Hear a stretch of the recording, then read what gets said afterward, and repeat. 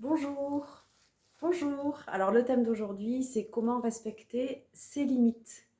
Parce que quelqu'un proche de moi m'a posé la question, ça m'a inspirée et je me suis dit, je vais en parler.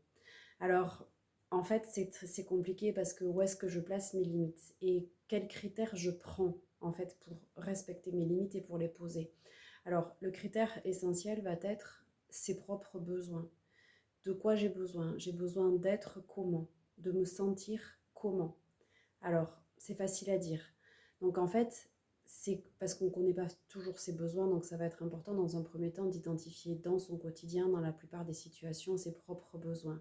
Finalement, comment on fait pour les identifier?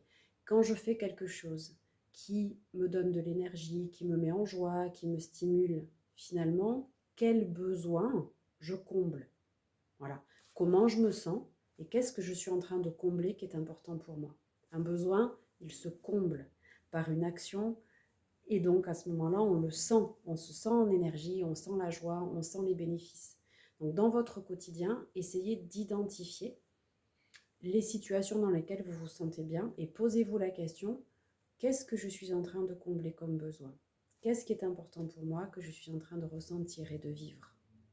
Comme ça permet déjà d'avoir une vue d'ensemble, une cartographie de vos besoins. Et quand vous êtes en situation où pour le coup vous ressentez de l'inconfort, voire beaucoup d'inconfort, à ce moment-là, posez-vous la question, quel besoin n'est pas comblé? Comment je me sens là maintenant? Et vous pouvez vous référer à des vidéos précédentes sur les émotions. Comment je me sens maintenant? Et quel besoin finalement j'ai besoin de combler qui ne l'est pas maintenant dans la situation? Ou à ce moment-là, qu'est-ce qui est important pour moi? Et là, on en revient à des valeurs. Qu'est-ce qui est important pour moi, qui a du sens pour moi, qui n'est pas comblé?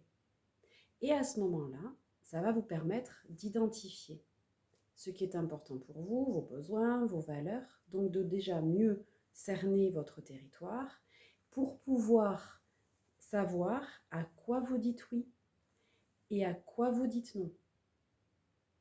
Si je ressens de l'inconfort et des émotions désagréables, c'est que les limites, je ne les respecte pas.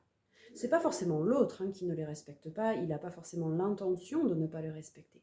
Mais moi, à ce moment-là, par mon positionnement, je ne suis pas en train de respecter mes limites. Je ne suis pas en train de dire non à quelque chose que je ne veux pas. Voilà. Et si je dis pas non à quelque chose que je veux pas, ça veut dire que quelque part, je ne me respecte pas. Je ne me respecte pas parce que je ne suis pas à ce moment-là en train de dire oui à ce que je veux.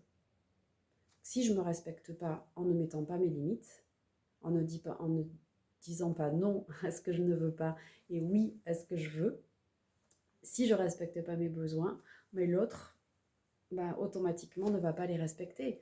Non pas consciemment ni volontairement, mais c'est ce qui se joue dans une relation. Alors essayez de vous observer et de détecter vos besoins et vos valeurs pour poser vos limites. À quoi je dis oui, à quoi je dis non. À bientôt!